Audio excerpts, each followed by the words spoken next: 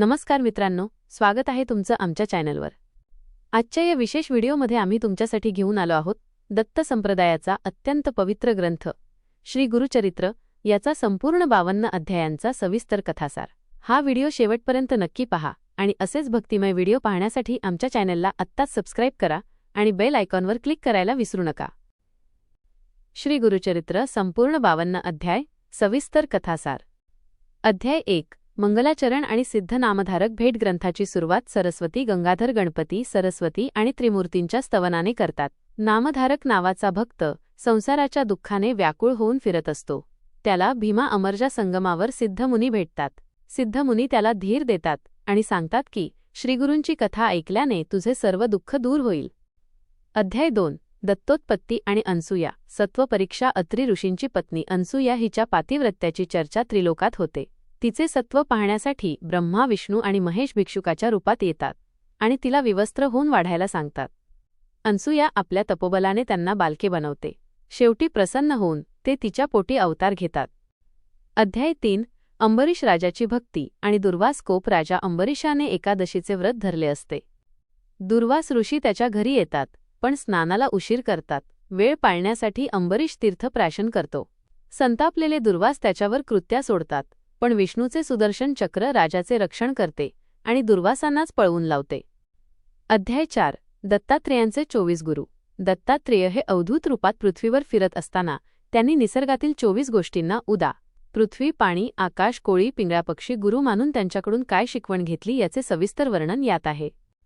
अध्याय 5 श्रीपाद श्रीवल्लभ जन्म। प्रथम अवतार पिठापूर येथील आपळराज आणि सुमती यांच्या पोटी दत्तात्रेयांनी पहिला अवतार घेतला। त्यांचे नाव श्रीपाद श्रीवल्लभ ठेवले गेले। त्यांनी अनेक बाललीला केल्या आणि संन्यास घेऊन ते कुर्वपूरला गेले। अध्याय 6 गोकर्ण महात्म्य आणि रावण गर्वहरण। रावणाने शंकराकडून आत्मलिंग मिळवले असते आणि तो लंकेला जात असतो। वाटेत गोकर्ण येथे गणपती एका बालकाच्या रूपात येतो आणि युक्तीने ते लिंग जमिनीवर ठेवतो। ते लिंग तिथेच कायमचे स्थापित होते। अध्याय 7 गोकर्ण क्षेत्रातील तीर्थे। सिद्धमुनी नामधारकाला गोकर्ण क्षेत्रातील विविध 30हून अधिक तीर्थांचे आणि तिथे स्नान केल्याने मिळणाऱ्या पुण्याचे महत्त्व सांगतात। अध्याय 8 शनिप्रदोष व्रत आणि मतिमंद मुलाचा उद्धार। गोकर्ण येथे एक विधवा स्त्री आणि तिचा मतिमंद मुलगा राहत असे। श्रीपाद श्रीवल्लभांनी त्यांना शनिप्रदोष व्रत करायला सांगितले। त्या मुलाने श्रद्धेने व्रत केल्यावर तो महान पंडित झाला। अध्याय 9 श्रीपाद श्रीवल्लभ गुप्त होणे। आपले कार्य पूर्ण झाल्यावर श्रीपाद श्रीवल्लभ कुर्वपूर येथे अदृश्य झाले, परंतु ते आजही आपल्या भक्तांसाठी तिथे सूक्ष्म रूपात आहेत हे यात सांगितले आहे। अध्याय 10 वल्लभेश भक्ताचा जीव वाचवणे। वल्लभेश नावाचा व्यापारी श्रीगुरूंच्या दर्शनाला जात असताना चोरांनी त्याला लुटले आणि मारले। श्रीगुरू तिथे प्रत्यक्ष प्रकट झाले, चोरांचा संहार केला आणि वल्लभेशला पुन्हा जिवंत केले।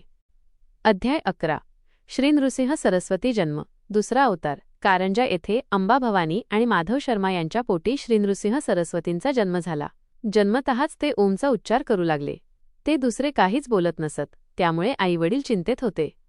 अध्याय 12 संन्यास आणि मातापिता भेटमुंज झाल्यावर श्रीगुरूंनी आईवडिलांना पूर्वजन्माची आठवण करून दिली।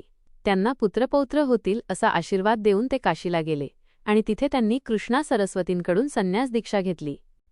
अध्याय 13 शिष्यांचे कल्याण। काशीहून फिरत असताना श्रीगुरूंनी अनेक अज्ञानी आणि गरजू लोकांचा उद्धार केला। त्यांचे तेज पाहून अनेक जण त्यांचे शिष्य झाले। अध्याय 14 सायनदेव भक्ती आणि क्रूर यवन रक्षण। सायनदेव नावाचा एक निष्ठावान भक्त श्रीगुरूंना शरण येतो। त्याचा मालक एक क्रूर यवन राजा त्याला ठार मारण्याचे ठरवतो। श्रीगुरू सायनदेवाला धीर देतात आणि त्या राजाचे मन परिवर्तन करतात। अध्याय 15 ब्रह्मराक्षस उद्धार। तीर्थयात्रेला जात असताना श्रीगुरूंनी एका पिंपळाच्या झाडावर राहणाऱ्या ब्रह्मराक्षसाचा उद्धार केला आणि त्याला मुक्ती दिली। अध्याय 16 गुरुभक्तीचे महत्त्व।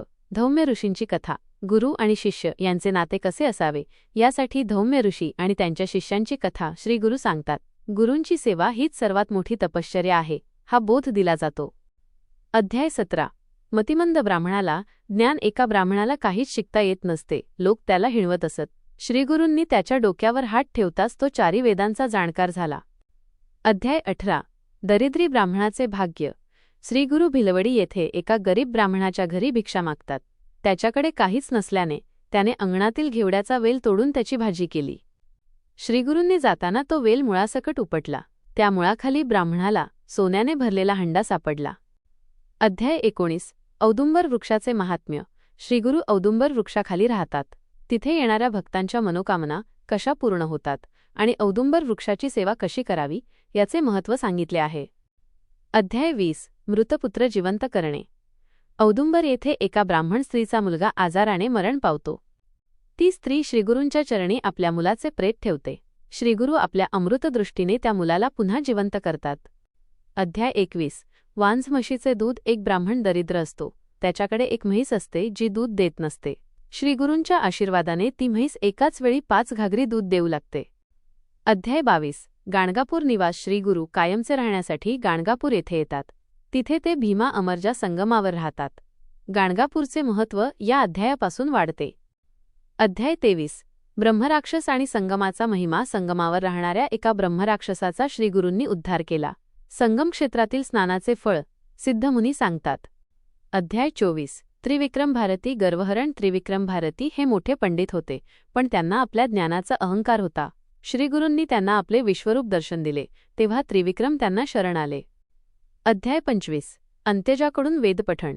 2 ब्राह्मण स्वतःला मोठे वेदाभ्यासक समजत असत. श्रीगुरूंनी एका अंत्यज व्यक्तीला बोलावले, त्याला स्नान घातले आणि त्याच्याकडून त्या 2 ब्राह्मणांना वेदांचा अर्थ विचारला. ते ब्राह्मण निरुत्तर झाले. अध्याय 26. वेदांची उत्पत्ती आणि ज्ञान.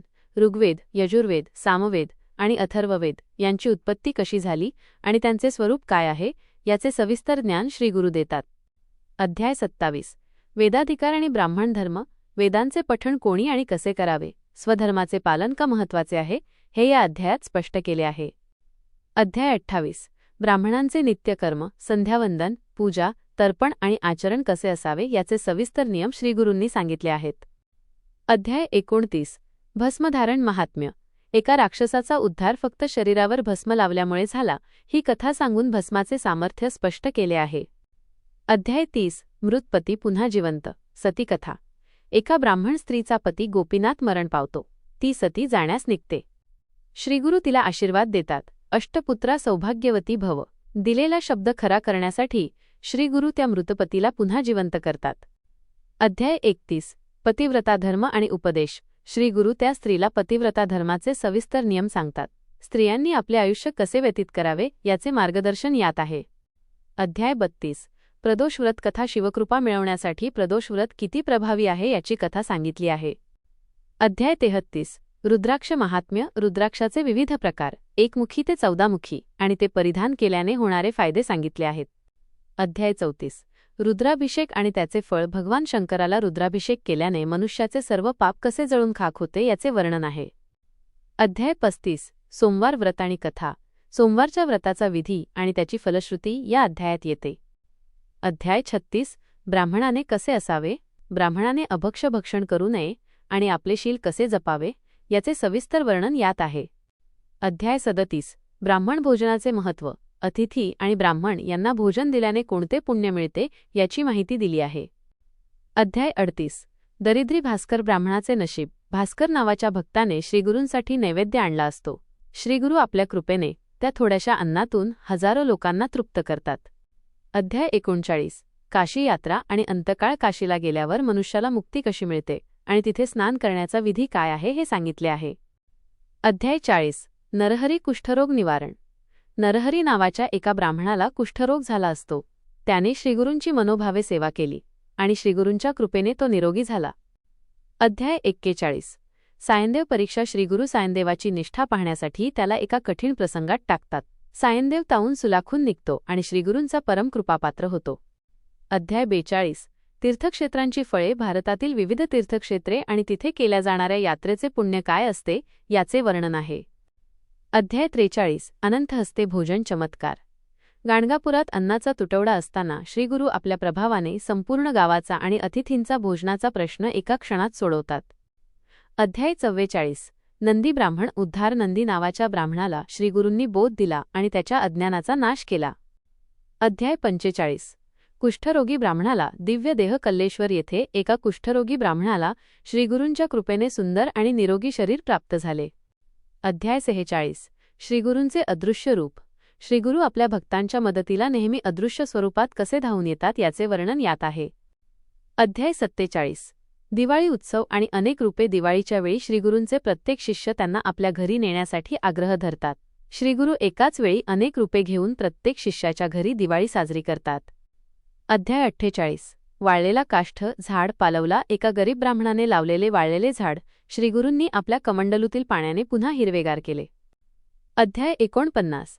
गया आणि प्रयाग महात्म्य. पितृकर्मासाठी गया आणि प्रयाग ही क्षेत्रे किती महत्त्वाची आहेत आणि तिथे श्राद्ध का करावे याचे महत्त्व सांगितले आहे. अध्याय 50. वृद्ध ब्राह्मण तरुण होणे.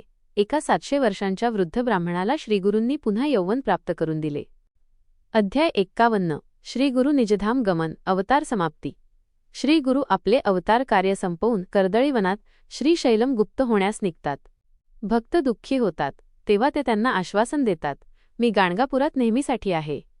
अध्याय 52. ग्रंथाची फलश्रुती. श्रीगुरुचरित्र ग्रंथाचे वाचन, श्रवण आणि पारायण केल्याने मनुष्याला काय फळ मिळते हे यात सांगितले आहे. श्रद्धापूर्वक हा ग्रंथ वाचणाऱ्याची सर्व संकटे दूर होतात. मित्रांनो, हा होता श्री गुरुचरित्र या महान ग्रंथाचा सविस्तर कथासार. जर तुम्हाला हा व्हिडिओ आवडला असेल तर लाईक करा आणि तुमच्या मित्रपरिवारासोबत शेअर करा. असेच भक्तिभावाचे आणि माहितीपूर्ण व्हिडिओ पाहण्यासाठी आमच्या चॅनलला आत्ताच सबस्क्राईब करा. धन्यवाद. श्रीपाद श्रीवल्लभ दिगंबरा. नृसिंह सरस्वती दिगंबरा.